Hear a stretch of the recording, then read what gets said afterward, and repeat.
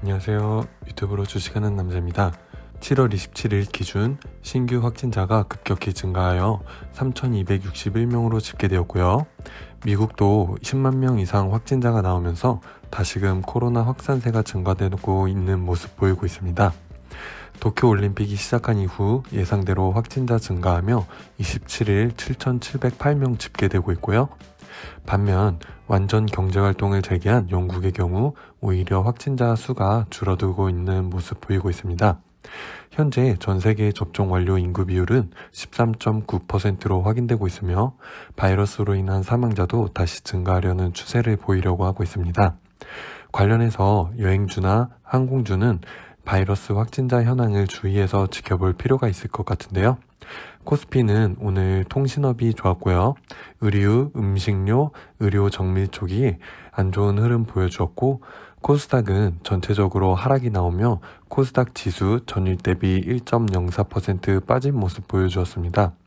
오늘은 주식 투자에 대한 이야기를 해보려고 하는데요. 아마 코로나 이후 주식 투자에 관심을 갖고 시작하신 분들이 많을 거라고 생각되는데요. 아시다시피 코로나 이후로 증시가 좋아서 대부분의 사람들이 어느 정도 수익을 내셨을 거라고 생각합니다. 그런데 그중에는 지난 1년간 수익이 아닌 손실이 나신 분들도 분명히 있을 거라고 생각되고, 또한 최근 주식 투자에 관심을 갖고 시작하신 주린이 분들은 불안한 증시 속에 수익보다는 손실이나 고점에 물려 계신 분들도 덜어 있을 거라고 생각되는데요. 그런 주린이 분들에게 조금이라도 도움이 되고자 제 경우에는 주식 투자에 대해 어떤 시각으로 바라보고 투자하고 있는지에 대해 이야기하며 제 의견을 공유해 보려고 합니다.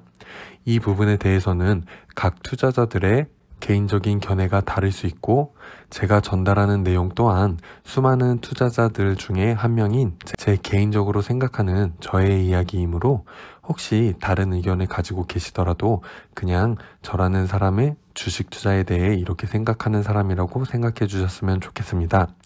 그런 의미에서 오늘은 주식 투자하는 데 있어서 최소한의 주식에 대한 이해도와 주식 투자에 대한 마음가짐에 대해 짧게 이야기해 보려고 하는데요. 그 전에 주식 투자에 대해 제 개인적으로 yes, no 라는 질문을 던진다면 저는 무조건 yes입니다. 또 주식 투자로 성투할 확률이 어느 정도일까에 대한 질문을 한다면 제 개인적으로는 70% 이상의 확률로 성공 투자를 할 수 있다고 생각합니다. 다만 높은 확률이라는 부분은 충분한 공부와 경험 그리고 도박성이 아닌 안전한 포트폴리오를 운영하는 경우를 두고 이야기해 볼 수 있을 것 같습니다. 또한 제가 생각하는 성투의 의미는 200%, 300% 이상의 수익을 내는 것만이 성투가 아니라 다소 낮은 수익률이라도 장기적으로 꾸준히 수익을 낼 수 있다면 성투가 아닐까 생각합니다. 대한민국 예금 금리는 계속해서 하락해 가고 있는데요. 지난 5년간 가장 높았던 예금 금리가 2019년으로 2.2% 조금 못 미쳤고 현재 확인되는 예금 금리는 0.93%로 확인되고 있습니다.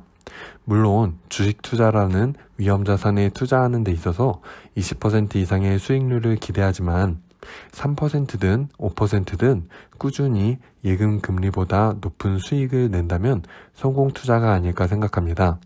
혹시라도 지금 전체적으로 손실을 보고 계신 분은 자신이 너무 욕심을 부리진 않았는지 그 욕심으로 인해 위험한 투자 방식을 취하고 있는 건 아닌지 한번 되돌아보는 시간을 가져보면 좋지 않을까 생각됩니다.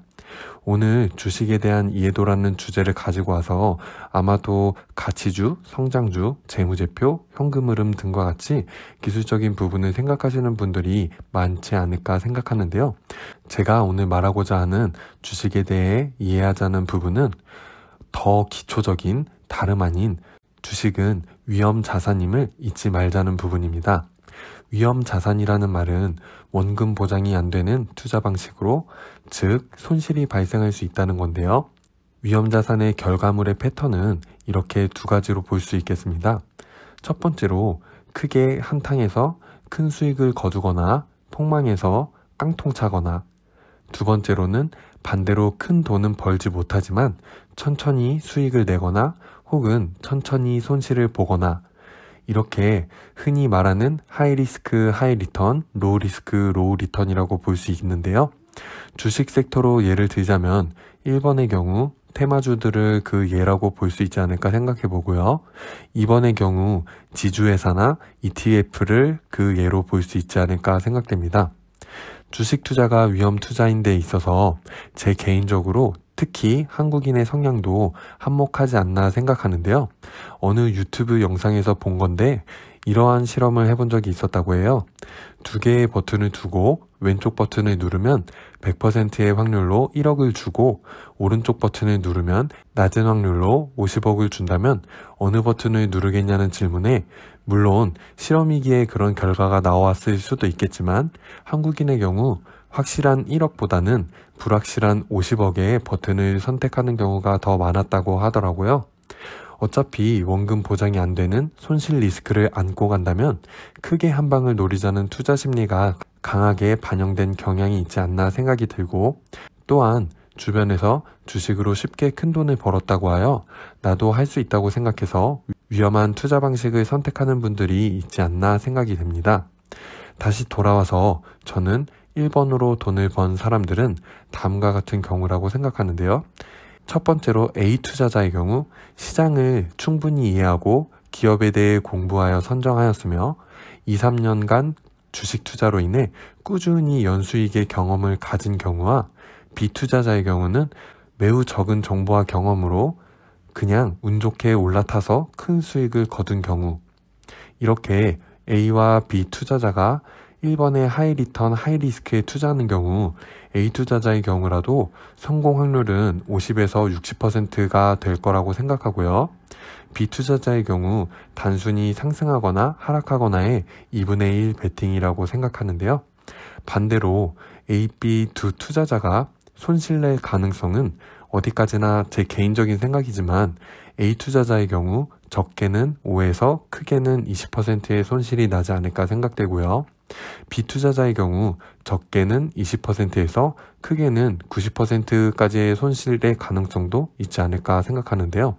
그 이유는 A 투자자의 경우 투자 경험이 충분하기 때문에 미리 손절 라인을 두고 기대하는 방향으로 주가가 흘러가지 않을 시에 과감하게 자신이 정해놓은 손절 라인에서 손절하여 피해를 최소화할 전략을 미리 준비하고 있기 때문이고, B 투자자의 경우 경험이 부족하여 하락 시 대응 전략을 미리 준비해 놓지 않았을 뿐더러 하락하여 손실 발생 시 회복하겠지라는 기대감만으로 존버 혹은 물타기로 투자금이 계속 들어가는 경향이 있고 손실에 대한 전략이 준비되어 있지 않기 때문이라고 생각하는데요. 어디까지 하락할지 모르는 종목에 조금 떨어졌다고 물타기하는 방식은 잘못된 종목에 더 많은 추가 투자금으로 인해 더 큰 손실을 초래하는 잘못된 투자 방식이 될 수 있으니 주의할 필요가 있다고 생각합니다.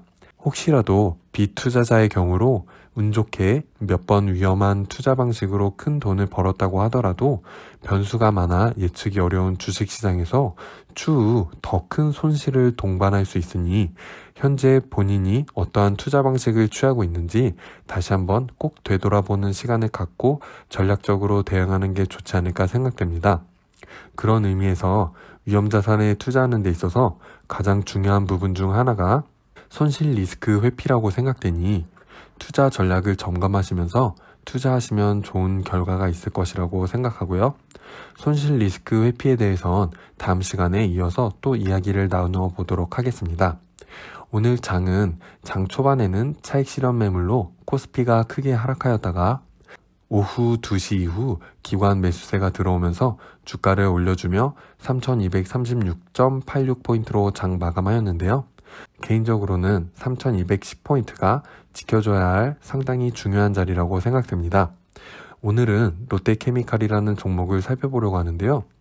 최근 구독자분께서 댓글로 의견 문의를 주셨던 종목입니다. 주식 투자하는 데 있어서 저도 제 개인적으로 공부하는 것 외에 투자 소스를 얻기 위해 참고로 하는 몇몇 유튜브 채널이 있는데요.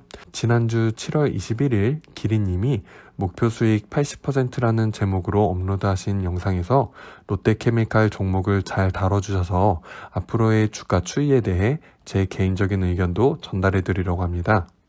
기업에 대해서는 기리님께서 영상 준비를 잘 해주셔서 기리님의 해당 영상을 참고하시면 좋을 것 같고요.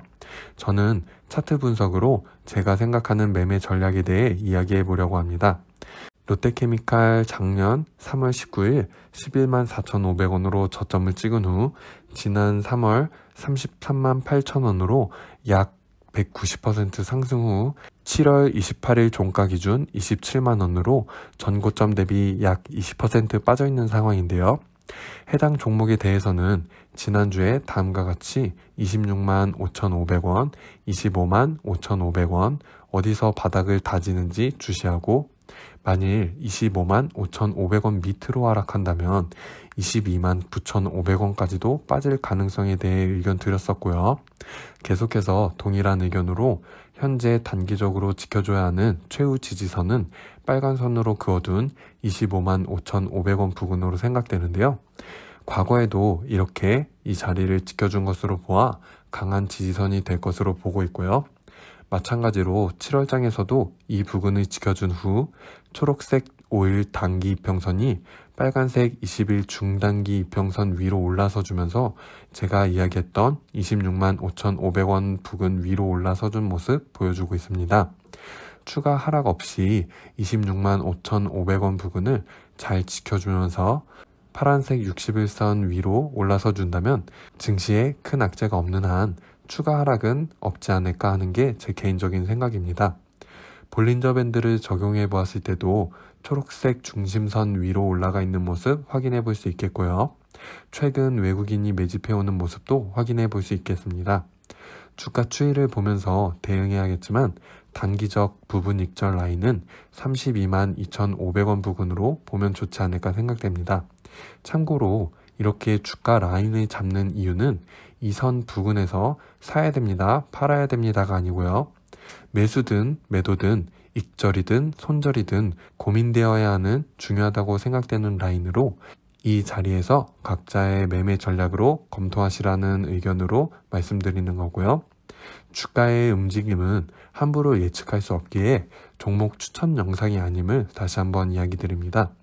내일 7월 29일 주목해야 될 경제지표는 미국 FOMC 기자회견 내용과 2분기 GDP 물가지수, 미국 신규 실업수당 청구 건수 내용을 확인하면 좋을 것 같고요. 내일 배터리 3사를 비롯한 많은 자동차 관련주의 실적이 발표될 예정이니 참고하시면 좋겠습니다. 또 내일 우리금융지주의 배당락일로 매도 매물이 나올 수도 있으니 참고하시면 좋을 것 같습니다. 오늘 영상은 여기까지 준비해 보았고요. 영상이 도움이 되셨다면 구독과 좋아요 부탁드립니다. 그럼 다음 영상에서 또 만나요. 안녕.